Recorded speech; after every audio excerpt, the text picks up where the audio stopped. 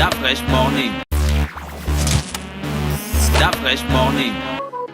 Vous êtes sur les 104.5 Urban FM, la station urbaine avec Af. Bro, bonjour. Oh, bonjour encore. C'est quoi, tu as un chat dans la gorge? C'est quoi ton Le problème? chat est parti. Le chat est parti? Ouais. Tu es sûr? Ouais, il est parti. Quand on vous dit les fonds d'arrêter de manger les chats, Ouais. tu vois? Maintenant, ça se coince dans la gorge. Il n'y a pas que les femmes qui mangent les chats. Les parents de René Ruth mangent les chats. Ouais. René Ruth, vous mangez le chat? Non. On avait Non. déposé le marteau et l'enclume. Et le chat? Et le chat. Ils ont demandé le chat. Alors, les cafés verts, c'est quoi exactement? Alors, il faut le rappeler, donc c'est le RGLD, une jeune ONG qui a pour objectif, bien sûr, de valoriser ou encore de lutter pour la préservation de l'environnement et surtout pour la promotion du développement durable, donc du concept de développement durable, afin que les gens puissent savoir d'abord de quoi il s'agit et comment mettre cela, bien sûr, en œuvre pour que nous puissions contribuer à ces différents objectifs. Alors, C'est quoi les objectifs? les objectifs du développement durable, en fait, il y a plusieurs objectifs. Ah, les OMD, hein? Voilà, les objectifs du développement durable, il y a lutter contre la pauvreté, l'égalité entre la femme et l'homme, etc. Égalité etc. de genre. Le genre, si vous voulez. Donc, il y a plusieurs objectifs du développement durable. Donc, nous essayons un peu de voir selon le contexte, en même temps, comment nous pouvons permettre à ce que nous puissions tendre vers l'atteinte de ces différents objectifs en tant qu'ONG. Alors, nous allons lancer les hostilités le 4 juin dernier à travers une grande conférence que nous avons organisée. Ensuite, on a lancé le 5, on a participé bien sûr à la Journée mondiale de l'environnement et aujourd'hui, on lance une série de cafés verts. Café vert, comme tu le disais. Le café est vert. Le café qui est vert. Sauf que le café qui représente le côté rencontre, alors que le vert qui représente l'environnement, le développement durable, La protection de la nature. la protection de la nature, en d'autres termes, comme pour dire, il s'agit bien sûr donc des rencontres avec les entreprises pour discuter sur leurs responsabilités sociétales, pour ne pas dire responsabilité sociale et environnementale. En fait, Explique. si on a constaté que quand on parle de responsabilité sociétale, il y a certaines entreprises ou certaines personnes qui pensent que ça concerne uniquement, par exemple, de grandes entreprises. Or, il s'agit de tout le monde. Je vais prendre un exemple pour mieux expliquer cela. Le 5 juin dernier, quand on a fait le nettoyage au niveau des plages, on a constaté amèrement qu'il y avait des restaurants qui sont situés au niveau de la plage et qui ont des fosses septiques qui sont liés automatiquement aux plages. Les gens ne le savent pas, mais nous l'avons constaté. Et nous, c'est à partir de là que l'idée est arrivée. On s'est dit, mais en fait, les entreprises ne tiennent pas beaucoup compte de l'impact que leur activité a au niveau de l'environnement et même de la société. En fait, dans l'activité d'une entreprise, et c'est en ce sens qu'on parle de développement durable. Donc, il faudrait que l'activité économique puisse tenir compte de la société, de l'environnement. Donc, il faudrait que lorsque vous pratiquez votre activité, que vous posiez bien sûr la question quel est l'impact ou les externalités, donc les effets externes de mon activité, aussi bien au niveau de l'environnement que les gens qui vivent dans cet environnement. Donc, si les fosses septiques sont liées directement aux plages et que au niveau de la plage, lorsque les gens se lavent, on constate amèrement et vraiment quand on est qu'il y a des excréments qui circulent dans les plages. Je vous dis, si on vous montre même des vidéos, il y a plusieurs personnes qui n'iront même plus au niveau de la plage du Lycéma. Il y a plusieurs plages comme ça. Donc ça signifie que plutôt que chercher à combattre forcément ces personnes, on pense, voilà pourquoi on a dit que ce n'est pas des procès, on pense qu'il faut discuter avec ces personnes, ces petites entreprises, ces grandes entreprises pour leur dire vous avez une certaine responsabilité sociale et environnementale. Alors, il faudrait que vous regardiez bien sûr votre activité et l'impact que votre activité a au niveau de l'environnement, surtout l'impact négatif, et que nous puissions chercher à trouver des voies et moyens que vous puissiez peut-être polluer et même limiter les maladies que vous pouvez, parce que lorsqu'il y a des faux septiques, vous voyez votre client, le client il va vous donner 200 000 francs et ensuite peut-être il est maladif, il va aller uriner et ensuite ça va aller, les gens qui vont, donc vous pouvez contaminer, une seule personne qui vous a amené 200 000 peut contaminer 1000 personnes, et ces 1000 personnes, c'est 1000 familles qui peuvent dépenser plus de 1 million de francs chacune, et en fin de compte, vous voyez combien de fois vous pouvez causer des maladies et même des problèmes dans une société. Donc nous voulons discuter avec des entreprises sur leurs responsabilités sociales et environnementales pour leur dire, il faudrait... D'abord, chaque entreprise va nous dire voici ce que nous avons comme activité et voici ce que notre activité a, voici l'impact que notre activité a au niveau de l'environnement, au niveau de la société. En constatant les limites, nous allons proposer des solutions pour que nous puissions justement limiter les impacts négatifs des différentes entreprises au niveau du Gabon. Et en même temps, il faut souligner qu'il ne s'agit pas seulement des restaurants, il ne s'agit pas seulement des grandes entreprises pétrolières, il s'agit également, on pourra organiser... un café vert 100% médias pour voir la responsabilité sociale et environnementale des médias. La radio Urban FM par exemple, vous avez une certaine responsabilité sociale. Quand on voit le petit clin d'œil civique, vous voyez qu'à travers votre petit clin d'œil civique, plusieurs personnes peuvent changer de comportement. Donc ça a un impact qui peut être positif au niveau de la société. Essayez d'imaginer si toutes les chaînes de radio, toutes les chaînes de télévision avaient un petit point, même 3 minutes accordées pour la sensibilisation de la population par rapport à leur comportement au niveau de leur environnement. Même pour eux-mêmes, vous allez vous rendre compte que les choses peuvent changer au fur et à mesure. Donc c'est cette conscience environnementale que nous voulons réveiller au niveau des entreprises, qu'elles soient petites, moyennes ou grandes. D'accord, ok. Ça commence quand les cafés verts? Les cafés verts démarrent, donc le tout premier café vert démarre le 31 octobre avec Laganor. Donc nous avons bien voulu avant de lancer avec les entreprises que nous allons recevoir pour discuter de de l'activité, de l'impact de leurs activités au niveau de l'environnement, au niveau de la société. Il faudrait d'abord que l'on sache ce que c'est la responsabilité sociale et environnementale ou encore la mais responsabilité tu viens d'expliquer sociale. ça? Oui, justement, c'est ce que je viens d'expliquer, mais il y a beaucoup qui ne savent pas. Voilà pourquoi, lors de la conférence, nous allons commencer par cela. Donc, expliquer d'abord ce que c'est la responsabilité sociétale pour que tout le monde puisse savoir que chacun d'entre nous, en réalité, a une responsabilité sociale. Et ensuite, nous allons maintenant savoir comment ça se passe. Donc, nous avons invité pour cette première conférence Laganor.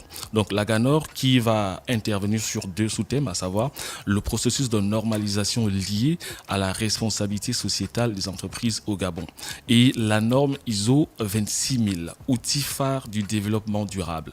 Alors, on se dit, les entreprises existent, mais il y a des normes internationales qui sont mises en place de telle sorte que chaque entreprise puisse fonctionner normalement et tenir compte justement de la société et des consommateurs. Donc, qui vont bien sûr acheter leurs produits. Il y a la qualité, on entend parler de ISO 2000, ISO 26000, ISO 9001, mais en fait, de quoi s'agit-il et comment on fait pour pouvoir être certifié justement ISO? Ce sont ces différentes informations que Laganor va nous donner. Et en tant qu'entreprise, vous êtes une entreprise, vous vous posez la question, est-ce que mon activité respecte l'environnement? Est-ce que mon activité ou encore mon produit est...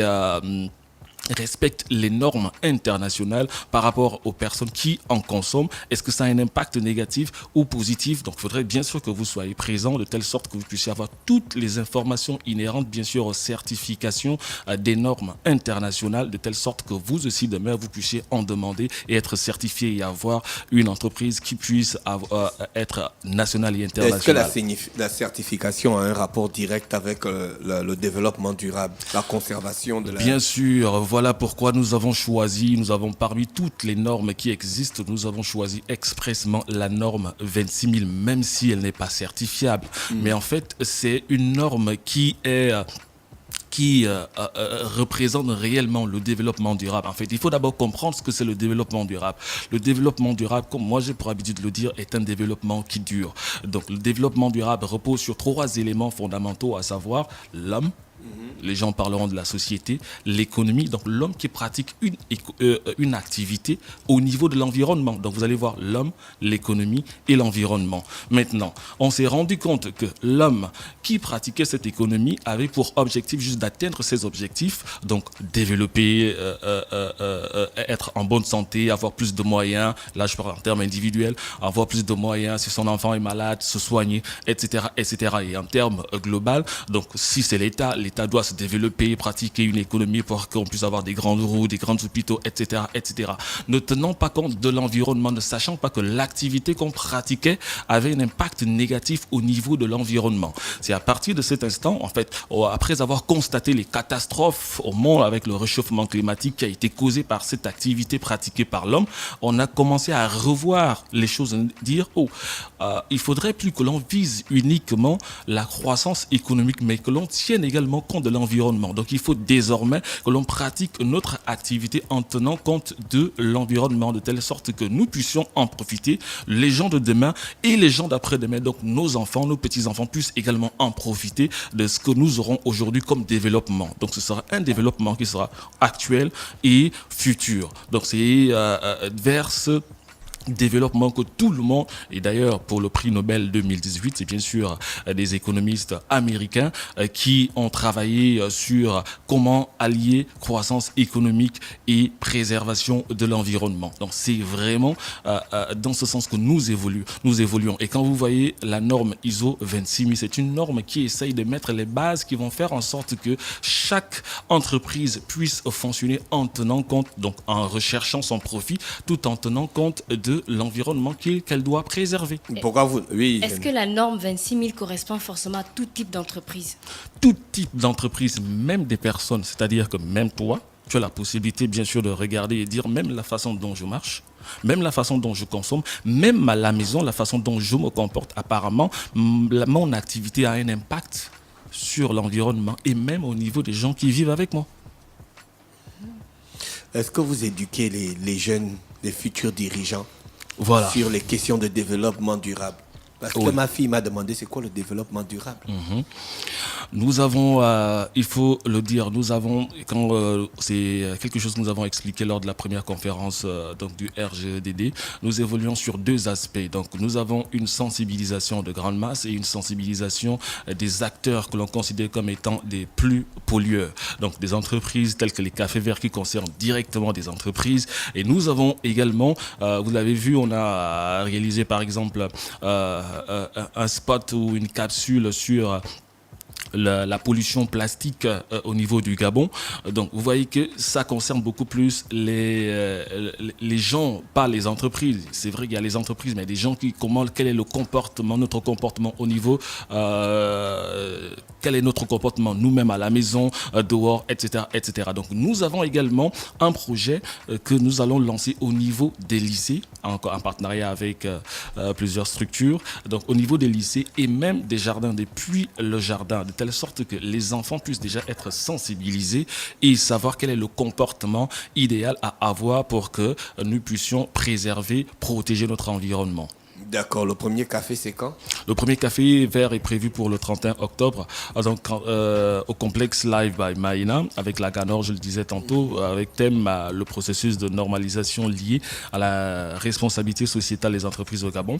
Et le deuxième, c'est bien sûr la norme ISO 26000, outil phare du développement durable. Comment on fait pour participer au café vert? Les participations pour surtout ce premier café vert sont gratuites pour tout le monde. Donc il suffit juste de nous envoyer un mail sur info rgedd@gmail.com ou encore nous appeler au 06 04 85 31 06 04 85 31 et vous envoyez votre nom parce que les places sont limitées. Nous avons juste 100 places, donc voilà pourquoi nous procédons par enregistrement. Donc vous envoyez votre nom, votre numéro de téléphone et le mardi 30, on va appeler tout le monde pour la confirmation bien sûr de leur présence. D'accord, ok. Ce que je voulais savoir, c'est comment les entreprises reçoivent ça? Justement, à la base, la majorité des entreprises qu'on a envoyées, d'abord des mails, elles sont sceptiques à la base parce qu'elles pensent qu'il s'agit bien sûr d'un procès. Or, nous avons dit, beaucoup d'ONG ont travaillé, ont fait ça. Quelle est l'utilité de repartir sur des procès? En fait, pour nous, ça semble inutile. Il faut plutôt que l'on discute, ce sont des discussions et lorsqu'on constate des limites, on on vous fait des propositions de solutions. Donc plutôt que vous attaquer pour dire vous faites ceci, vous faites cela sans vous proposer, je ne pense pas que ça va améliorer quelque chose. Mais quand on vous dit bon, voici ce que vous faites, vous allez dire bon, si on ne fait pas ça, comment on va faire pour gagner de l'argent? Et là, on vous propose des solutions pour dire vous pouvez faire ceci, vous pouvez faire cela et ça peut vous aider, ça va vous permettre justement de gagner votre argent, de continuer à gagner, voire même plus, tout en préservant l'environnement. Donc c'est ça la vision bien sûr de ces différents cafés verts. Et c'est à partir de cet instant qu'elle commence à trouver l'utilité bien sûr d'y participer. Par rapport à ce que vous avez, à ce que l'ONG a déjà vu, est-ce que vous avez déjà des solutions à proposer à certaines entreprises? Oui, nous avons déjà toute une liste. Nous avons déjà toute une liste d'entreprises avec des thèmes qui ont été développés et nous sommes en train de travailler parce qu'avant justement le Café Vert, nous travaillons d'abord avec ces différentes entreprises. Donc pour l'instant, les premiers Cafés Verts que nous allons organiser, c'est beaucoup plus pour d'abord faire comprendre les gens ce que c'est la responsabilité sociétale des entreprises, surtout au niveau du Gabon pour contextualiser les choses. Ensuite, informer les gens sur les différentes normes pour que toutes les entreprises puissent avoir ces différentes informations qui vont leur permettre de mieux allier leur activité et à la préservation de l'environnement. Et ensuite, on commence maintenant à recevoir ces différentes entreprises avec lesquelles nous discutons ensemble, nous constatons leurs limites et nous leur proposons de différentes solutions pour que, à la fin d'année, on puisse, par exemple, lors du forum qu'on est en train de préparer, qu'on appelle le Forum national de l'environnement et du développement durable, nous puissions dire voici ce que nous avons fait, voici des améliorations, nous avons travaillé avec telle ou telle entreprise qui faisait telle ou telle chose. Je vous ai cité par exemple les restaurants et là nous sommes en train de proposer justement des solutions. Nous allons dire voici tel ou tel restaurant qui se comportait de telle ou telle manière. Après notre travail, voici désormais comment il se comporte et il continue toujours à gagner son argent, voire même plus, pourquoi pas. Est-ce qu'il y a urgence à sauver l'environnement? Il y a plus qu'urgence. Est-ce que c'est pas du business ou... Il y a plus qu'urgence. Et moi, j'aime pas prendre des exemples beaucoup plus sur le plan international, mais j'aime bien prendre des exemples parce que quand on parle du Gabon, il y a des gens qui se disent mais en fait, est-ce qu'on est concerné par ça?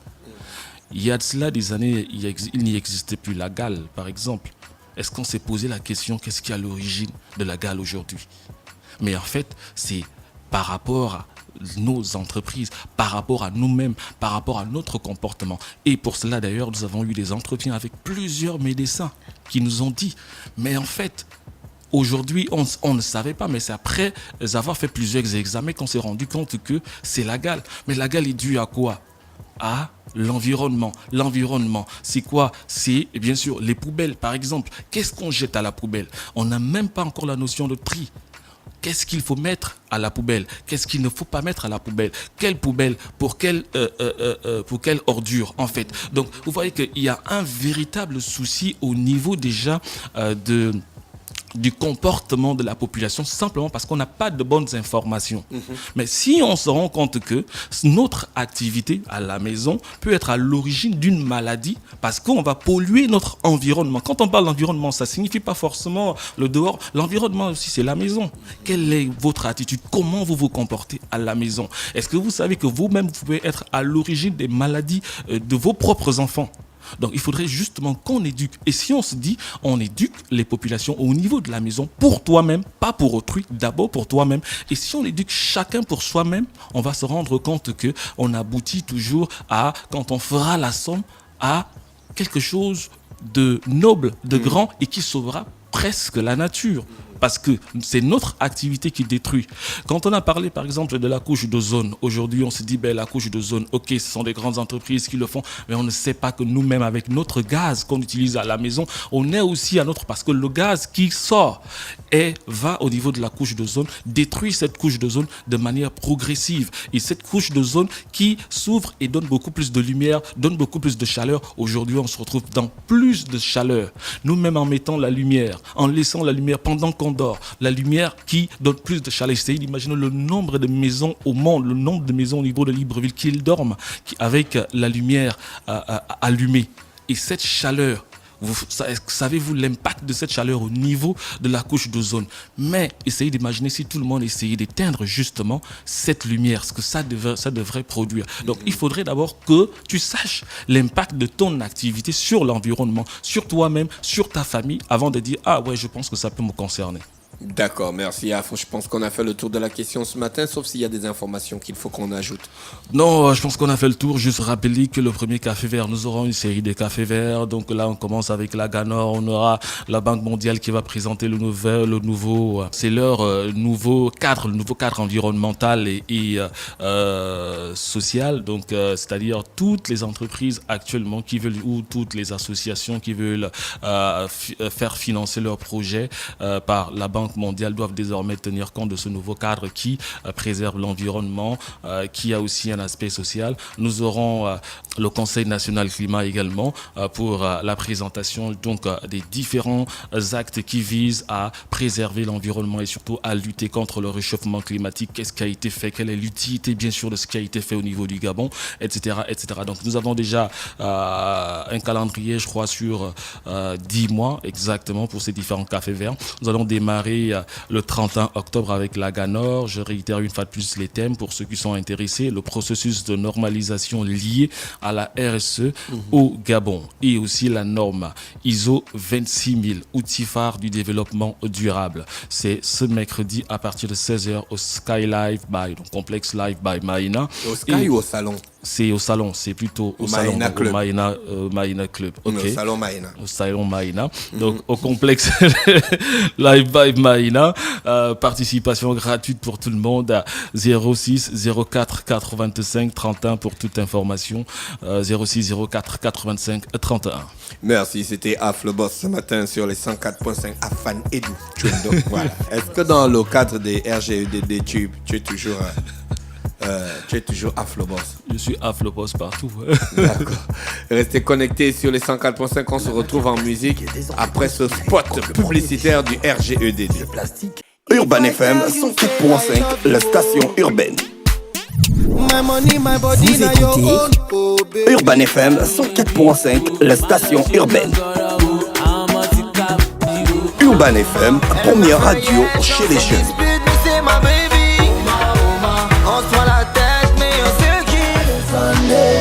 Urban FM, la radio des musiques urbaines.